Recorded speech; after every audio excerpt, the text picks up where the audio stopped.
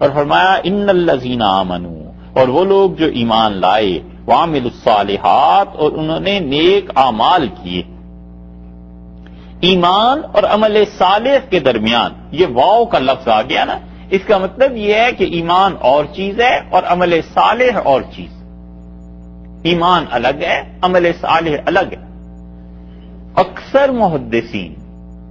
اور امام شافعی اور امام احمد رحمۃ اللہ علیہ وغیرہ کا مسلک یہ ہے کہ وہ ایمان اور عمل صالح ایک گنتے ہیں۔ عمل صالح کو، اچھے اعمال کو ایمان کا حصہ وہ شمار کرتے ہیں، اور اس پہ بڑی معرکۃ الآراء مباحث ہیں۔ اور حنفیوں کو خاص طور پہ وہ کہتے ہیں کہ تم لوگ بہت خراب بات کرتے ہو کہ ایمان اور عمل صالح میں فرق کرتے ہو، کہ ایمان الگ چیز ہے اور عمل صالح الگ چیز ہے۔ احناف کا مسلک یہی ہے کہ وہ کہتے ہیں اعمال صالح ایمان کا حصہ نہیں۔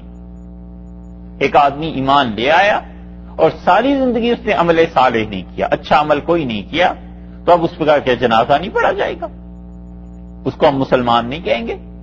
ہم یہ کہیں گے کہ گناہ گار ہے، شدید گناہ گار ہے۔ اللہ تعالیٰ چاہے گا تو معاف فرمائے گا، چاہے گا تو عذاب دے گا، لیکن نفس ایمان اگر اس آدمی میں موجود ہے تو کسی نہ کسی دن انشاءاللہ اس کی رہائی جہنم سے ہو جائے گی۔ اس لیے حنفی فقہا بار بار اس کو کہتے ہیں، اور یہ ان کی دلیل ہے کہ ایمان الگ چیز ہے، عمل صالح الگ چیز ہے۔ اعمال جو ہیں وہ ایمان کا حصہ نہیں ہے۔ اس لیے اور صحیح بخاری کے بالکل آغاز میں یہ بحث آتی ہے کہ ایمان اور عمل صالح ایک ہیں یا الگ الگ۔ امام بخاری رحمۃ اللہ علیہ کا اپنا مسلک چونکہ یہ ہے نا کہ اعمال ایمان کا حصہ ہیں، اس لیے وہ اس کو پورا زور لگاتے ہیں وہاں اس کو ثابت کریں، اور پھر امام بخاری رحمۃ اللہ علیہ اس پہ باب باندھتے ہیں کہ کفر دون کفر، ایک بڑا کفر ہوتا ہے، ایک چھوٹا کفر ہوتا ہے، ایک شرک بڑا ہوتا ہے، ایک شرک چھوٹا ہوتا ہے۔ اور سیدھی سی بات وہ حنفی فقہا نے لکھی ہے، وہ کہتے ہیں ایمان اور عمل صالح الگ الگ چیزیں ہیں۔ اللہ تعالیٰ نے فرمایا ہے کہ جو ایمان لائے اور عمل صالح اس نے کیا، اب یہ وعدہ ہے، بلا شبہ ہم لا نضيع، ہرگز ضائع نہیں کریں گے، اجر من احسن عملا، جس آدمی نے بھی اچھے اعمال کیے ہیں ہم اس کے انعام کو ضائع نہیں کریں گے۔ یہ ہمارا وعدہ ہے کہ دیکھو تم اچھے اعمال کر کے ہمارے سامنے لے آؤ، ہم اسے ضائع نہیں کریں گے، ہم اس سے تلف نہیں کریں گے۔ جس طرح اوپر بتا دیا کہ کافروں کا حال کیا ہوگا، یہاں بتا دیا کہ تم ایمان اور عمل صالح کے ساتھ جب آؤ گے تو تمہارے اعمال صالحہ کو ضائع نہیں کیا جائے گا۔ اور اسی سے دلیل لی فقہا نے اور ان اللہ کے اچھے بندوں نے جو کہتے ہیں ہر حال میں عمل صالح کرتا رہے، نیکیاں کرتا ہی رہے، تھوڑی تھوڑی کر کے بھی بہت نیکیاں ہو جائیں گی، اللہ کے ہاں پہنچے گا اور اللہ تعالیٰ اس میں برکت ڈال دیں گے، اللہ اس کو اپنی طرف سے مزید بڑھا دیں گے، دے دیں گے۔ آدمی نیکیاں بہت مرتبہ کر سکتا ہے اور محض سستی سے نہیں کرتا، چاہیے کہ ایمان کے بعد اچھے اعمال، اچھی نیکیاں کرتا رہے۔ نبی کریم صلی اللہ علیہ وسلم نے فرمایا تم میں سے جس شخص کے پاس کھجور کے 2 درخت ہیں اور ایک اس کی ضرورت سے زیادہ ہے، کیا یہ نہیں ہو سکتا کہ وہ کھجور کا ایک درخت اپنے بھائی کو دے دے؟ آپ نے فرمایا تم میں سے کسی کے پاس 2 سواریاں ہیں اور ایک سواری اس کی اپنی ضرورت سے زیادہ ہے، کیا یہ نہیں ہو سکتا کہ وہ اپنے بھائی کو دے دے ایک سواری؟ اس طرح کی چیزیں کتنی ہیں جو رسول اللہ صلی اللہ علیہ وسلم بتائی ہیں کہ جو تمہاری ضرورت سے زیادہ کی چیز ہے، اگر تمہارا بھائی کوئی استعمال کر لے گا اس پہ تمہیں اجر ملے گا، ثواب ملے، حتیٰ کہ وہ پانی جو وضو کے لیے کوئی کسی کو دے دیتا ہے اس کا بھی اجر اور ثواب ہے۔ رسول اللہ صلی اللہ علیہ وسلم نے بتایا کہ ایک آدمی جہنم کے لیے کھڑا ہوگا، یعنی ایمان تو ہوگا اس میں مگر اس کی نالائکیاں زیادہ ہوں گی، اور جنتی اس کے پاس سے گزریں گے اور وہ ایک آدمی کو پہچان کر کہے گا کہ تم جنت میں جو جا رہے ہو تو تم میرے محلے سے گزرے تھے اور تمہیں نماز پڑھنی تھی، یاد ہے میں نے تمہیں وضو کرا دیا تھا؟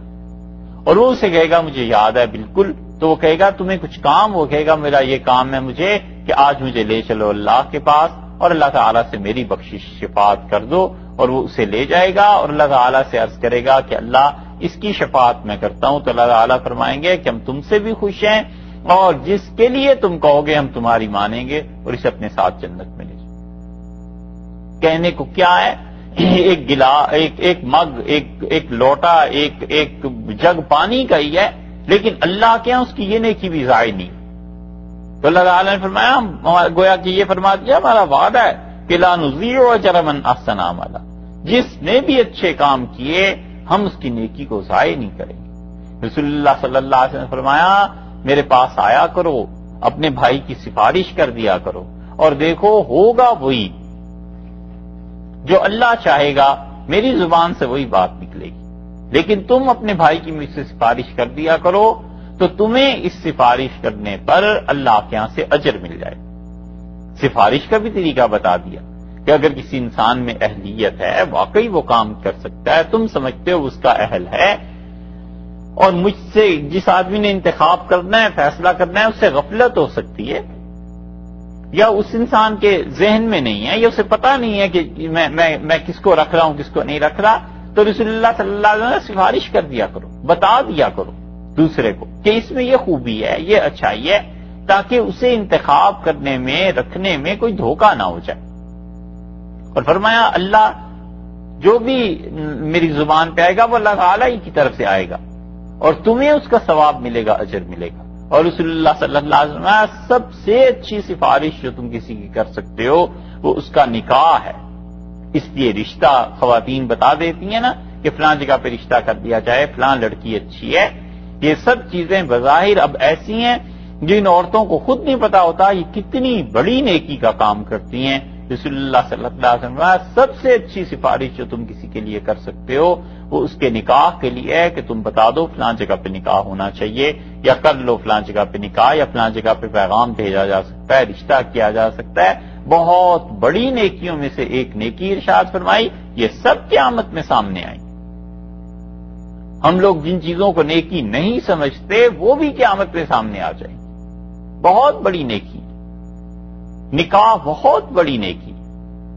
اسی لیے رسول اللہ صلی اللہ علیہ وسلم نے فرمایا کہ نکاح کی مجلس کے بالکل آخر پہ جو دعا ہوتی ہے، آپ نے فرمایا اللہ کے فرشتے اس پہ آمین کہتے ہیں۔ فرمایا نکاح کی مجلس کے آخر کی دعا یہ قبول ہوتی ہے اللہ کے، مگر اس وقت دعا کون کرتا ہے صاحب؟ اس وقت تو کھٹا کھٹ کیمرے چل رہے ہوتے ہیں، فلمیں بن رہی ہوتی ہیں، اور ہزاروں چیزیں۔ اب مسلمانوں کو ان نیکیوں سے کوئی اتنی دلچسپی نہیں رہی، صحیح ہے نا؟ اور اگر امریکہ سے چلا جائے تو پھر تو اور ہی حال برا ہے، کیونکہ پھر تو وہ کھاتا پیتا ہے بابا، کما رہا ہے، اس کو تو اور ہی ان کو اور زیادہ بھی اللہ سے تعلق نہیں رہے گا، کیونکہ اللہ تعالیٰ سے تعلق جب جاب نہ ہو، مانگنا ہو کچھ، تو ماشاءاللہ سے کھاتے پیتے ہیں، گھر ہے، کپڑے ہیں، کھانا پینا ہے، گاڑی ہے، شادی ہو رہی ہے، اب کون سی کمی رہ گئی ہے جو اللہ سے تعلق کو پیدا کرنا؟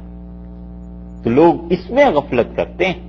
یہ نکاح کی مجلس یہ عبادت ہے، اور رسول اللہ صلی اللہ علیہ وسلم نے فرمایا اس کے آخر کی دعا قبول ہوتی ہے، اور دوسری یہ کھانا عبادت ہے، لوگوں کو کھانا کھلانا، خود کھانا، اللہ کا شکر ادا کرنا، یہ سب عبادت کی چیزیں ہیں، اور کھانے کو، یہ عبادت کی چیز کو لوگوں نے عادت بنا لیا، کھانا کھائے اللہ کا شکر ادا کرے،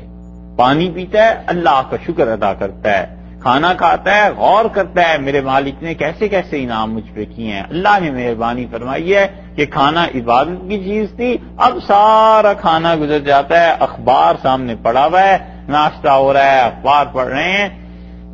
چاہے اس کی شرعن اجازت بھی ہو، کوئی منع بھی نہیں کرتا، مگر حرام ہے جو ایک بار بھی خیال میں آتا ہو کہ اللہ کی مہربانی ہے، اللہ نے عنایت فرمائی، بس یہ ہوتا ہے کہ یہاں کرکٹ کہاں ہو رہا ہے، یہ رنز کتنے بن گئے، ارے فلاں ٹیم غالب آ گئی، ارے دیکھو فلاں ملک میں یہ ہو گیا، وہ ساری چیزیں تو کھانے جیسی عبادت کو اس نے یوں خراب کر لی۔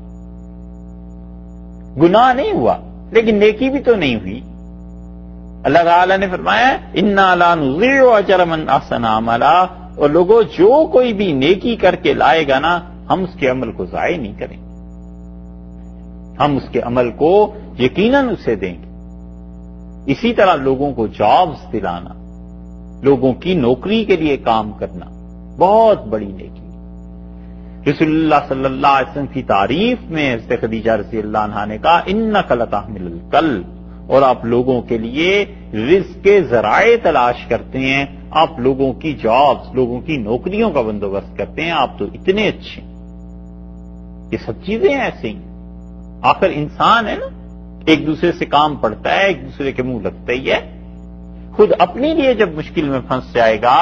تو اللہ تعالیٰ پھر اس کی برکات کو سامنے لا کے رکھ دے گا کہ یہ تم نے کام ہمارے لیے کیا تھا، ہم تمہارا کام اس طرح کر رہے ہیں۔ اس لیے اللہ تعالیٰ نے فرمایا کہ جو لوگ بھی ایمان لائے اور عمل صالح کیے، ہم ہرگز اس کی نیکی کو ضائع نہیں کریں۔